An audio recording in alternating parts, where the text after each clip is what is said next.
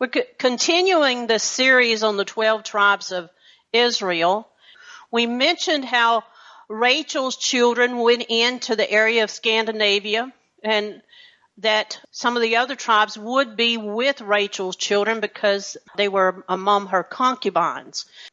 Now we want to pick up on the tribes on the west side of the camp.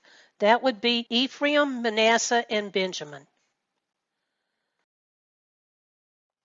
Now Joseph would be made up of two tribes, Ephraim and Manesseh, and they would move into the area of Britain, and they would be the Anglo-Saxon tribes. Now the word Angles in Hebrew means bull, and if you read Deuteronomy 33:17, we see their symbols. His glory is like the firstling of a bull, and his horns are like the horns of a unicorn. Now, if you look at the British coat of arms, you see a unicorn on it. And it also has a lion, which would represent the royal house of Judah. Now, so people understand what basically happened.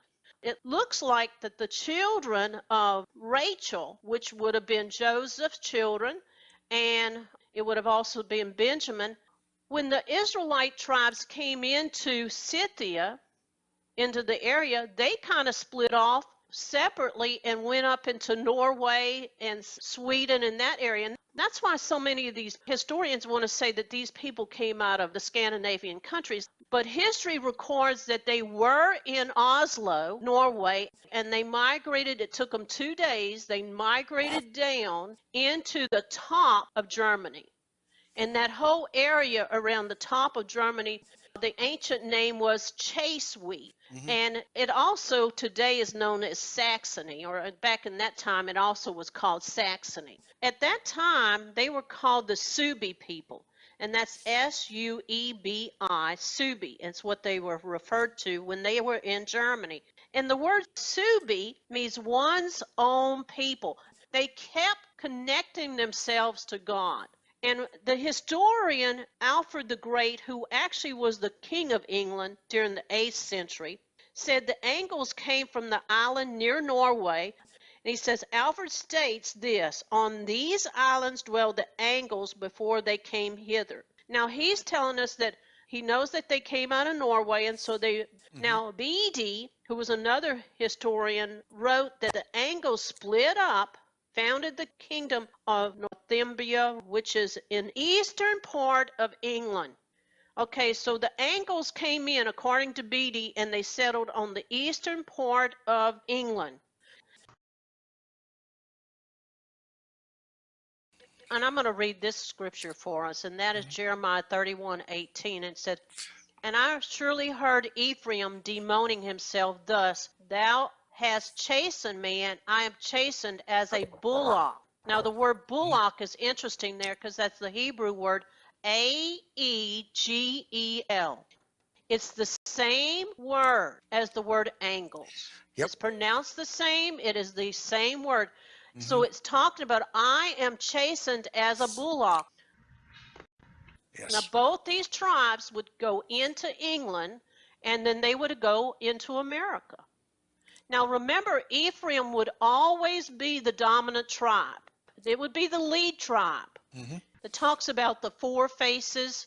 It says one was the face of a man, one was the face of a lion, one was the face of an ox, and one was the face of an eagle. Right. Yes. So now the ox is mentioned on the left side.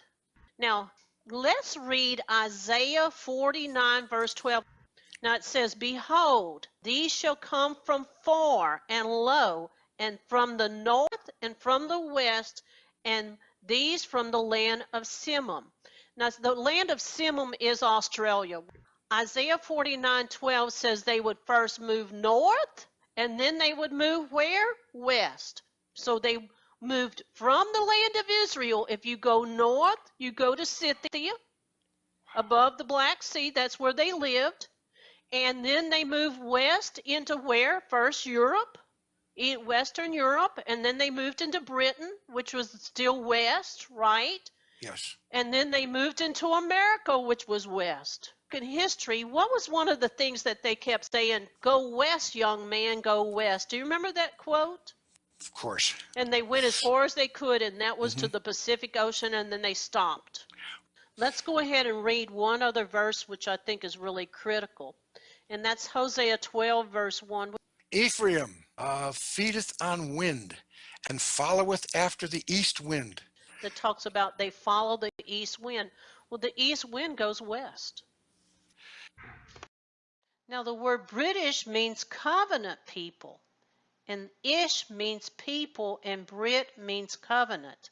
Saxon comes from the word Isaac, meaning sons of Isaac. England comes from land of the Angles or land of the bull.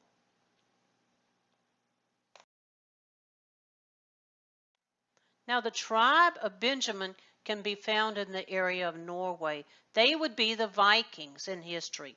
Now, their symbol was the wolf, and many of the Vikings went to war with a helmet that had a wolf on it. Now, we read Genesis 49:27. It says, Benjamin shall be raven as a wolf.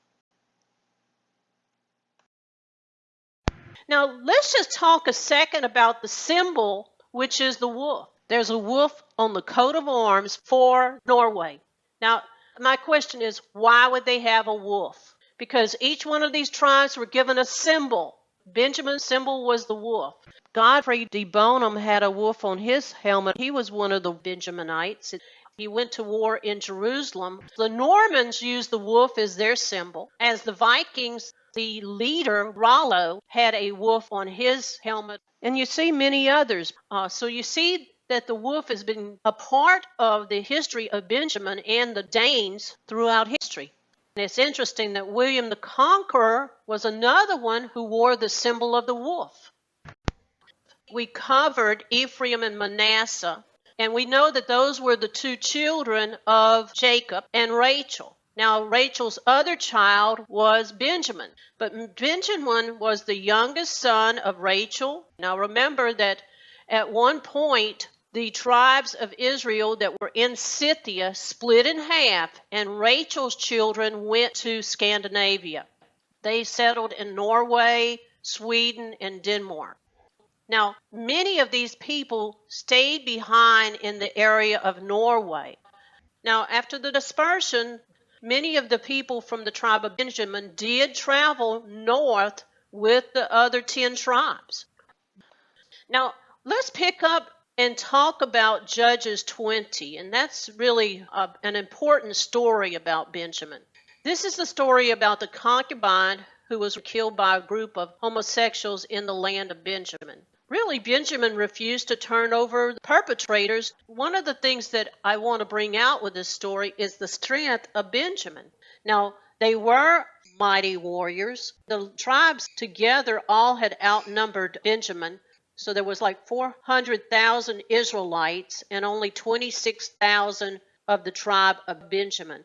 And basically what happened was that Benjamin won the first 2 battles against their brother. They had to physically go back and fast and ask God for the ability to defeat their brother because he had won the first 2 battles. That shows you right there the strength of these people.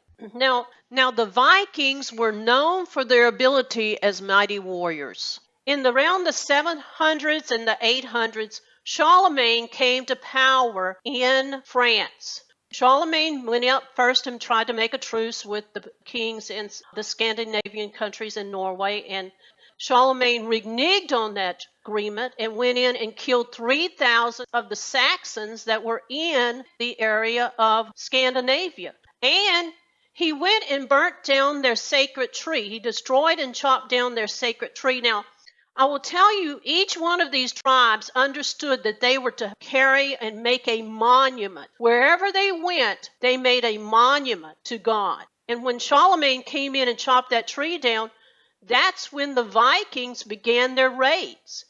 And the Vikings had a sword that no one else would have for another 800 years. But they began to push their way into England. They pushed their way into Europe, and eventually the French gave them the area that they call Normandy today.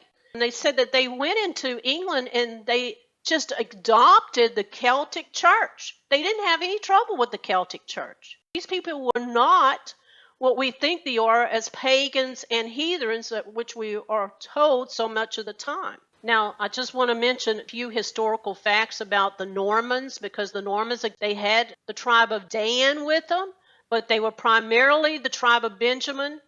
And before that, when Vikings raids were at their height, it was Alfred the Great who would stop them. Now, the word Benjamin means son of my right hand, and throughout history they were closely connected also with the tribe of Judah. That's 1 Kings 11 and verse 36. He says, "But I will make him ruler all the days of his life for the sake of my servant David. Nevertheless, I will not take the whole kingdom out of his hand, but I will make him ruler all the days of his life for the sake of my servant David, whom I chose, who observed my commandments and my statutes. But I will take the kingdom from his son's hand and give it to you, even 10 tribes. But to his son I will give one tribe, that my servant David may have a lamp always before me in Jerusalem, the city where I have chosen for myself to put my name." Absolutely. And that one tribe that he gives, the tribe of Judah, is Benjamin.